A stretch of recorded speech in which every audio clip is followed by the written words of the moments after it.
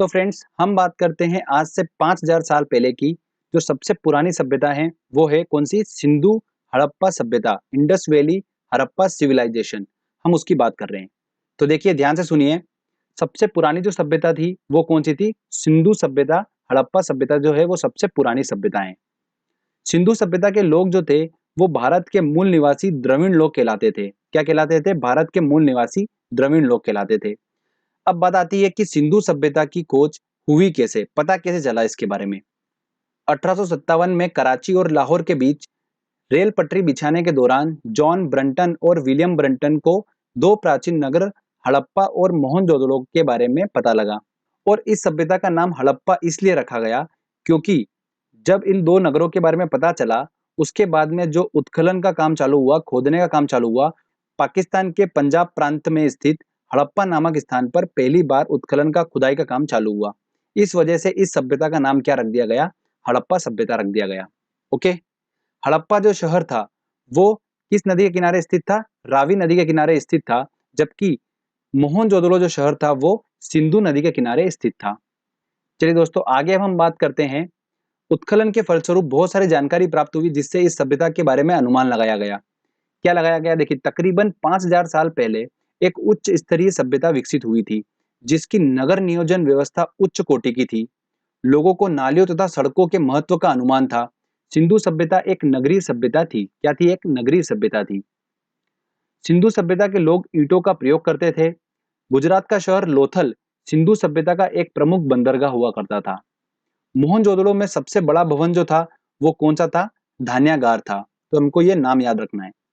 आगे देखिए विशाल स्नानागार ग्रेट बाथ के बारे में भी पता चला जो कि कहां पर स्थित है? मोहनजोदड़ो में स्थित है।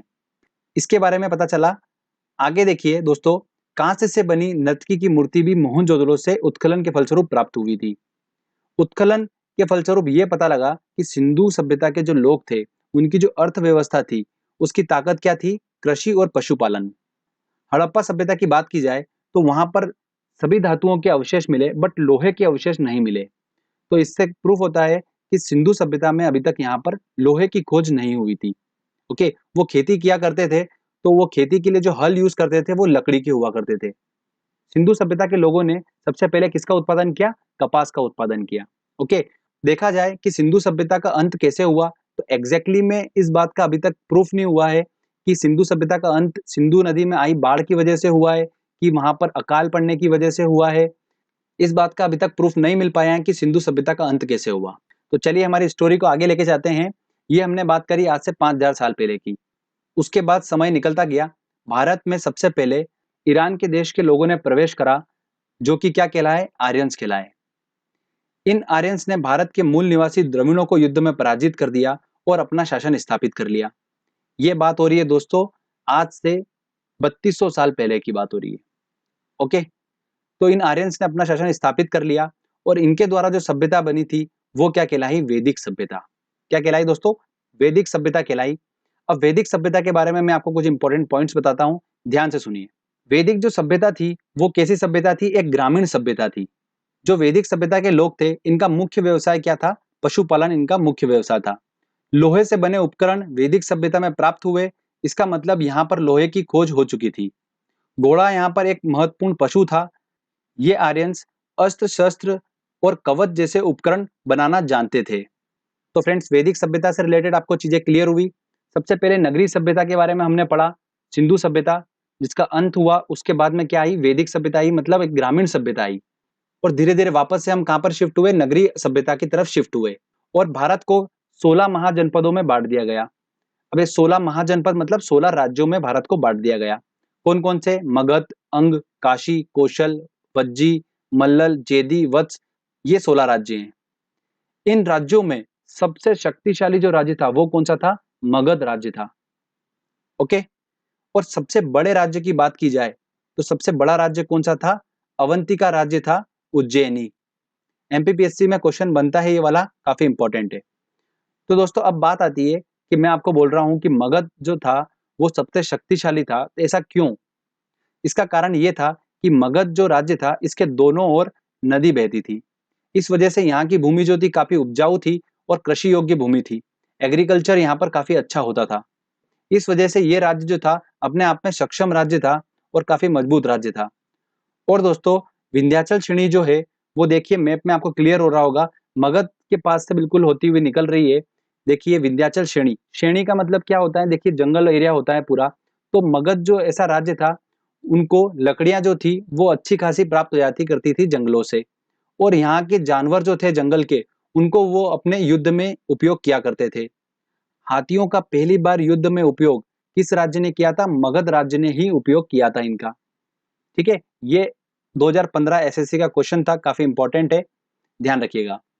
तो इस प्रकार से दोस्तों मगध जो राज्य था वो काफी शक्तिशाली राज्य था। और दोस्तों हमारा जो प्राचीन इतिहास है वो पूरा मगध के आसपास घूमेगा। तो आप बिल्कुल ध्यान से सुनिए इस बात को। यहाँ पर बहुत सारे राजा आए, अलग अलग राजा आए। इन राजाओं का क्या उद्देश्य था? ये जो 16 महाजनपद के बारे में आप देख रहे हैं, इन 16 महाजनपदों पर कब्जा करना।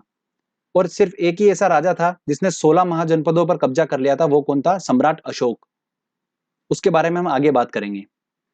अब एक इंपॉर्टेंट पॉइंट और सुनिए कि 16 महाजनपदों का उल्लेख एक बौद्ध ग्रंथ में किया गया है। उस बौद्ध ग्रंथ का नाम एग्जाम में अक्सर पूछा जाता है। तो वो बौद्ध ग्रंथ कौन सा है? देखिए अंगूर है। कौन सा है? अंगूर। इसके अंदर 16 महाजनपदों का उल्लेख किया गया है।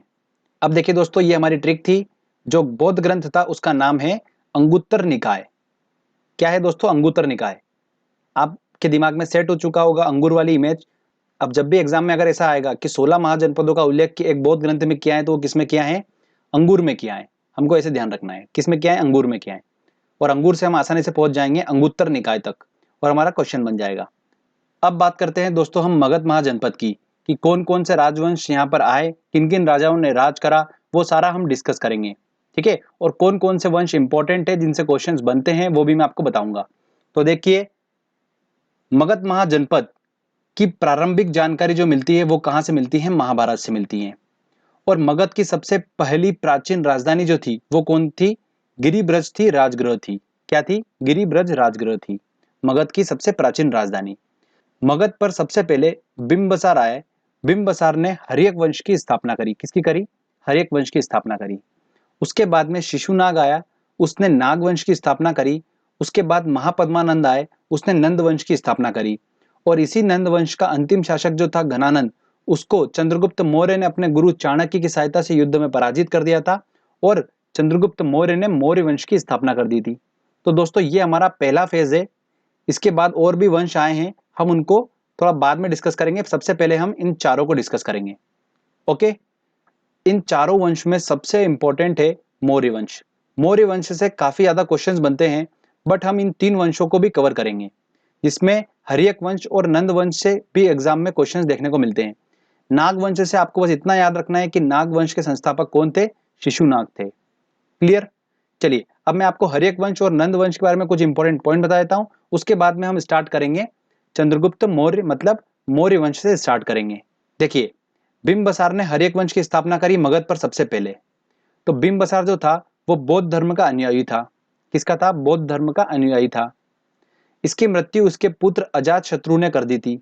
और इस अजात शत्रु की मृत्यु उद्दायन इसके पुत्र ने की थी। और इसी उद्दायन ने, ध्यान रखिएगा इंपॉर्टेंट क्वेश्चन है, गंगा और सोन नदी के संगम पर पाटलिपुत्र नगर की स्थापना करी थी। किसने? इस उद्दायन ने। बीपीएससी एग्जाम में, बिहार पीएससी के एग्जाम में क्वेश्चन पूछा जाता है, ये काफी इंपॉर्टेंट क्वेश्चन है। इसके बाद कौन सा वंश आया था? नागवंश आया था, जिसकी स्थापना शिशुनाग ने करी थी। उससे हमको बस संस्थापक का नाम ही याद करना है। उसके बाद कौन सा वंश आया था? नंद वंश आया था। तो चलिए हम बात करते हैं नंद वंश की। इसकी स्थापना किसने करी थी? महापद्मानंद ने करी थी। और नंद वंश के समय में मेसोदोनिया के सरदार सिकंदर ने भारत पर आक्रमण किया। सिकंदर ने पौरव राजा पोरस के साथ में झेलम नदी के किनारे युद्ध लड़ा था और इसमें सिकंदर ने राजा पोरस को हरा दिया था। और ये युद्ध किस नाम से जाना गया? हाइडे स्पिन के युद्ध के नाम से जाना गया। ये काफी इंपॉर्टेंट है। इसकी मृत्यु जो थी सिकंदर की, वो ज्वर की वजह से बेबीलोन में हो गई थी। कहां पर हुई थी? बेबीलोन में। अंतिम शासक जो था नंद वंश का वो कौन था? घनानंद था। और इसी घनानंद को चंद्रगुप्त मौर्य ने अपने गुरु चाणक्य की सहायता से युद्ध में पराजित कर दिया था और मगध पर मौर्य वंश की स्थापना कर दी थी। तो चलिए अब हम बात करते हैं मौर्य वंश की। तो देखिए काफी इंपॉर्टेंट है मौर्य वंश, यहाँ से काफी क्वेश्चंस बनते हैं, तो ध्यान से सुनिए बिल्कुल एक एक बात। इस वंश का संस्थापक कौन था? चंद्रगुप्त मौर्य था। इसके गुरु का नाम क्या था? चाणक्य था। चाणक्य का वास्तविक नाम क्या था? विष्णुगुप्त और कौटिल्य था। इसने अर्थशास्त्र नामक पुस्तक लिखी है। किसने? चाणक्य ने। और इस पुस्तक में राजनीतिक संबंधी बातों का उल्लेख किया गया है।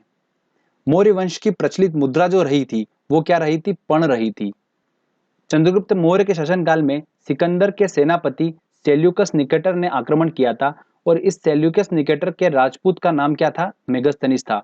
ये काफी इंपॉर्टेंट क्वेश्चन है, पूछा जाता है कि मौर्य वंश के राजपूत का नाम क्या था? तो मेगस्थनीज था। ओके, और इस मेगस्थनीज ने इंडिका नामक पुस्तक लिखी थी। क्या लिखी थी? इंडिका नामक पुस्तक इसने लिखी थी। और इस चंद्रगुप्त मौर्य ने यूनानियों का अंत कर दिया था।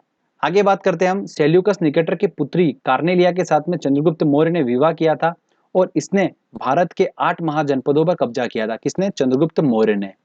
चंद्रगुप्त मौर्य ने अपने जीवन के अंतिम समय में जैन धर्म को स्वीकार किया था और इसकी मृत्यु कहां पर हो गई थी? श्रवण बेलगोला में उपवास के दौरान इसकी मृत्यु हो गई थी। इसके बाद में मौर्य वंश का अगला शासक कौन बना? बिंदुसार बना। तो चलिए बिंदुसार की बात करते हैं हम अब। पुराणों में बिंदुसार को अमित्रघात, वारिसार, भद्रसार के नाम से जानते हैं। किस नाम से? अमित्रघात, वारिसार, भद्रसार के नाम से जानते हैं। बिंदुसार जैन धर्म का अनुयायी था। बिंदुसार के शासनकाल में तक्षशिला में विद्रोह हुआ था और बिंदुसार ने अपने पुत्र अशोक को विद्रोह दबाने के लिए भेजा था। अशोक ने न केवल विद्रोह को शांत किया था बल्कि वहां की प्रजा का प्रेम और विश्वास भी जीत लिया था। बिंदुसार ने भारत के 10 महाजनपदों पर राज किया था। इसके बाद अशोक अगला शासक बना मौर्य वंश का। अशोक की बात करते हैं। देखिए, ये सबसे सक्सेसफुल शासक था जिसने ऑलमोस्ट सारे जनपदों को जीत लिया था अशोक ने। तो देखिए बात करते हैं अशोक की। पूरे मौर्य वंश में अशोक सबसे महाप्रतापी शासक था। इसके शासनकाल में शिलालेखों का प्रचलन बढ़ा था। इन शिलालेखों की खोज सबसे पहले 1750 में फेन थेलर ने की थी और सबसे पहले 1837 में इसको जेम्स प्रिसेप ने इन शिलालेखों को पढ़ा था। तो खोज किसने करी थी? फेन थेलर ने की थी और सबसे पहले इन शिलालेखों को पढ़ा किसने था? जेम्स प्रिसेप ने पढ़ा था। ठीक है, ये काफी इंपॉर्टेंट क्वेश्चन है। प्रारंभ में तो अशोक जैन धर्म का अनुयायी था, लेकिन बाद में कलिंग युद्ध में भारी मारकाट के बाद इसने शस्त्रों को त्याग दिया था और इसने गौतम बुद्ध के शिष्य उपगुप्त से बौद्ध धर्म की दीक्षा ली थी। इस वंश का अंतिम शासक कौन हुआ? वृद्धत हुआ। एक नोट ध्यान रखिएगा, स्पेशली अशोक जो था वो देवानाम प्रिय के नाम से विख्यात था। देवानाम प्रिय। तो फ्रेंड्स, यहां पर हमारा ये मौर्य वंश खत्म होता है। इसके बाद में कौन सा वंश आया? चलिए मैं आपको बताता हूं। तो देखिए दोस्तों, हमने मौर्य वंश तक कंप्लीट कर लिया है। अब आगे बात करते हैं कि मौर्य वंश के बाद कौन सा वंश आया। तो देखिए, मौर्य वंश का अंतिम शासक कौन था? वृद्धत था। इसको युद्ध में पराजित कर दिया पुष्यमित्र ने और शुंग वंश की स्थापना कर दी। शुंग वंश के बाद में वासुदेव आए। वासुदेव ने कर्ण वंश की स्थापना करी और उसके बाद सिमुक आया। सिमुक ने सातवाहक वंश की स्थापना करी और उसके बाद में इस सातवाहक वंश के अंतिम शासक सातकर्णी को युद्ध में पराजित करा श्रीगुप्त ने और गुप्त वंश की स्थापना कर दी। तो अब हमको क्या पढ़ना है दोस्तों? अगला इंपॉर्टेंट आ रहा है हमारा गुप्त वंश। तो देखिए, दो हाईलाइटेड आपको दिख रहे होंगे, मौर्य वंश और गुप्त वंश। ये मौर्य वंश और गुप्त वंश दोनों बहुत ज्यादा इंपॉर्टेंट है। इनसे बहुत ज्यादा क्वेश्चंस बनते हैं। और जो शुंग वंश है, कर्ण वंश है और सातवाहक वंश है, इनके हमको संस्थापक के नाम याद करना है और इनका सीक्वेंस याद रखना है। ठीक है, इनके सीक्वेंस से और संस्थापक से क्वेश्चंस बनते हैं। तो शुंग वंश की स्थापना किसने करी? पुष्यमित्र ने करी। कर्ण वंश की स्थापना किसने करी? वासुदेव ने। सातवाहक वंश की स्थापना किसने करी? सिमुक ने करी। ठीक है, और इसी सातवाहक वंश के अंतिम शासक सातकर्णी को युद्ध में पराजित करा श्रीगुप्त ने और गुप्त वंश की स्थापना कर दी। तो चलिए दोस्तों, हम अब बात करते हैं गुप्त वंश की। तो देखिए दोस्तों, श्रीगुप्त की बात करते हैं। श्रीगुप्त ने भारत के 6 महाजनपदों को जीता था। इसके बाद घटोत्कच आया और फिर चंद्रगुप्त प्रथम अगला शासक बना था। चंद्रगुप्त प्रथम आया। चंद्रगुप्त प्रथम ने लिच्छवी राजकुमारी देवी के साथ विवाह किया था। देखिए, काफी इंपॉर्टेंट है, नाम याद रखिएगा। लिच्छवी राजकुमारी देवी के साथ विवाह किया था। इसी ने भारत में गुप्त संवत की स्थापना की थी। किसने? चंद्रगुप्त प्रथम ने। लिच्छवी राजकुमारी देवी का जो पुत्र था समुद्रगुप्त, वो चंद्रगुप्त प्रथम के बाद में अगला शासक बना। तो चलिए हम बात करते हैं अब समुद्रगुप्त की।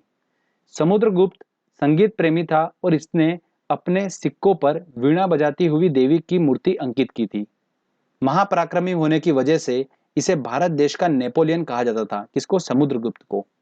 इसके बाद में चंद्रगुप्त द्वितीय अगला शासक बना। चंद्रगुप्त द्वितीय जो था उसको किस नाम से जाना जाता था? विक्रमादित्य के नाम से भी जाना जाता है। यह भी एक महाप्रतापी शासक था। इसने भारत में शकों के आक्रमण को विफल कर दिया था। अब शकों के आक्रमण से आप क्या समझ रहे हैं? विदेशी आक्रमण को विफल कर दिया था। ओके, भारत के इतिहास में सबसे पहले चांदी के सिक्के चलाए थे, वो किसने चलाए थे? चंद्रगुप्त द्वितीय ने ही चलाए थे। कालिदास, आर्यभट्ट, वराहमिहिर, ब्रह्मगुप्त, सुश्रुत इत्यादि विद्वान इसी के शासनकाल में थे। देखिए, तीन बता रहा हूं जो बहुत ज्यादा इंपॉर्टेंट है। कालिदास, आर्यभट्ट, वराहमिहिर, ये तीनों तो बहुत ही ज्यादा इंपॉर्टेंट है। ध्यान रखना, ये तीनों विद्वान किसके शासनकाल में थे? चंद्रगुप्त द्वितीय के शासनकाल में थे। और इनसे रिलेटेड कुछ इंपॉर्टेंट पॉइंट्स बता रहा हूं, वो देख लीजिए। आर्यभट्ट जो थे वो खगोल वैज्ञानिक और गणितज्ञ थे, और आर्यभट्ट ने सूर्य सिद्धांत की रचना की थी। किसकी? सूर्य सिद्धांत।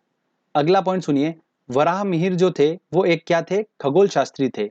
ये एसएससी 2011-15 का क्वेश्चन है, 2 बार रिपीट हुआ है। आगे देखिए, कालिदास ने मेघदूतम और कुमार संभव की रचना की है। किसकी? मेघदूतम और कुमार संभव की। चंद्रगुप्त द्वितीय का शासनकाल भारतीय इतिहास का स्वर्ण काल कहलाता है। इसके बाद में अगला शासक कौन बना? कुमारगुप्त। कुमारगुप्त की बात करते हैं तो देखिए, नालंदा यूनिवर्सिटी की स्थापना किसने करी थी? कुमारगुप्त ने ही की थी। इसके बाद स्कंदगुप्त अगला शासक बना। स्कंदगुप्त की बात करते हैं तो इसने भारत में सबसे ज्यादा कृत्रिम झीलों का निर्माण कराया था। किसने? स्कंदगुप्त ने। इस वंश का अंतिम शासक कौन हुआ था? भानुगुप्त हुआ था। तो फ्रेंड्स, यहाँ पर हमारा ये गुप्त वंश जो है वो खत्म होता है। जो हम गुप्त वंश की बात कर रहे थे, ये गुप्त वंश का समय चल रहा था 250 ईस्वी से लेकर 500 ईस्वी तक। तो हम 500 ईस्वी तक तो आ गए। अब देखिए, इसके बाद हमारा एक छोटा सा सेक्शन बच रहा है। वो क्या बच रहा है? दक्षिण भारत के राजवंश, जैसे चालुक्य वंश, चोल वंश, ये सारे जो वंशज हैं, इन सबको हम, दक्षिण भारत के जितने भी राजवंश है, इनको हम एक सेपरेट लेक्चर में कवर करेंगे विद क्वेश्चन आंसर टेस्ट के साथ में। ओके, चलिए आगे हम बात करते हैं अब कुछ इंपॉर्टेंट पॉइंट्स की जो कि हमको पता होना चाहिए। भारत में वेदों की संख्या कितनी है? 4 है। वेद शब्द का मतलब क्या है? ज्ञान है। क्या है वेद शब्द का मतलब? ज्ञान। अब देखिए, 4 जो वेद है वो कौन कौन से, हम उनको डिस्कस कर लेते हैं। ऋग्वेद, ये सबसे प्राचीनतम वेद है और इसे संस्कृत भाषा का जनक माना जाता है। किसको? ऋग्वेद को। गायत्री मंत्र की रचना ऋग्वेद से ही की गई है। इसमें 10 मंडल व 1028 सूक्त हैं। ये 1028 दिमाग में छप जाना चाहिए, ठीक है।